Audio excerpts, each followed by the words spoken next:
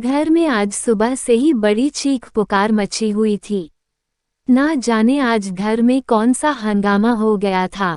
रमेश की बीवी जोर जोर से चिल्ला रही थी, इतनी जोर से कि आसपास के घरों के लोग भी अपने घरों से बाहर आ गए। दरवाजे के पीछे एक वृद्ध औरत सिकुड़ी सिकुचाई सी आंसू बहा रही थी। मुंह से यूं तो एक शब्द नहीं निकल रहा था, लेकिन बहू के ताने सुनकर आंखें रो पड़ी थीं। इधर रमेश अपनी बीवी को बार बार समझा रहा था कि मां ऐसा नहीं कर सकती। दरअसल टेबल पर रखी बहुरानी की कीमती अंगूठी कहीं गुम हो गई थी। पत्नी जोर जोर से चिल्ला रही थी कि ये बुढ़िया वहीं बैठी थी, इसी ने मेरी अंगूठी चुराई है। बेचारी मां बेबस सी अपने बेटे की तरफ आस लगा के देख रही थी। शायद यही कुछ बोले बहुरानी ने तो समाज के आगे इज्जत उछालने में कोई कसर छोड़ी ही नहीं थी।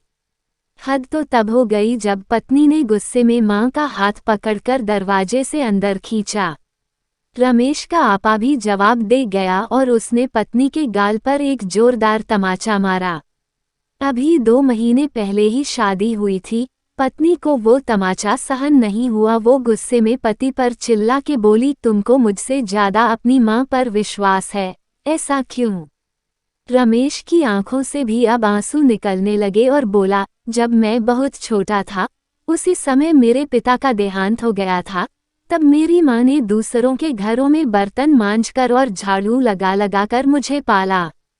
मुझे याद है कि मां बड़ी मुश्किल से एक वक्त के खाने का इंतजाम कर पाती थी, और वो खाना भी वो मेरी थाली में परोस देती थी और खुद एक खाली डब्बे को ढककर मुझसे झूठ बोला करती थी कि तू खा ले, मेरी रोटियां इस डब्बे में हैं। वो डब्बा हमेशा खाली होता था, लेकिन मैं भी जानता था, तो मैं आधी रोटी बचाकर मां से बोलता था कि मेरा पेट भर गया है और आधी रोटी मां को खिला दिया करता था। आज मैं 2 रोटी कमाने लायक क्या हो गया? अपनी मां के उस बलिदान को भूल जाऊं? कैसे भूल जाऊं कि मां ने मेरे लिए ना जाने अपनी कितनी ही इच्छाओं का गला घोट दिया।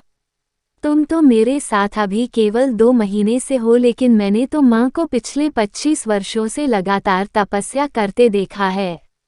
आज उम्र के इस पड़ाव पर आकर क्या मेरी मां को एक अंगूठी का लालच होगा? अगर अपनी मां पर शक किया तो भगवान मुझे नरक में भी जगह नहीं देगा। दोस्तों, मां बाप तो भगवान का रूप होते हैं। धिक्कार है ऐसे लोगों पर जो अपने मां बाप के बुढ़ापे का सहारा भी नहीं बन सकते। अरे, अपनी औलाद के लिए मां बाप क्या कुछ कुर्बान नहीं करते? सारा जीवन बच्चों को पाल पोस के बड़ा करते हैं और बदले में मांगते ही क्या हैं? बुढ़ापे पे 2 वक्त का खाना और अपने बच्चों का प्यार।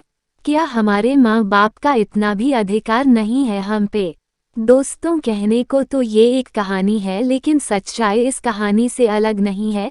हमारे समाज में आजकल यही हो रहा है। अपने माँ बाप की सेवा करें, उन्हें प्यार दें। और आपको ये कहानी कैसी लगी हमें कमेंट करके ज़रूर बताइए।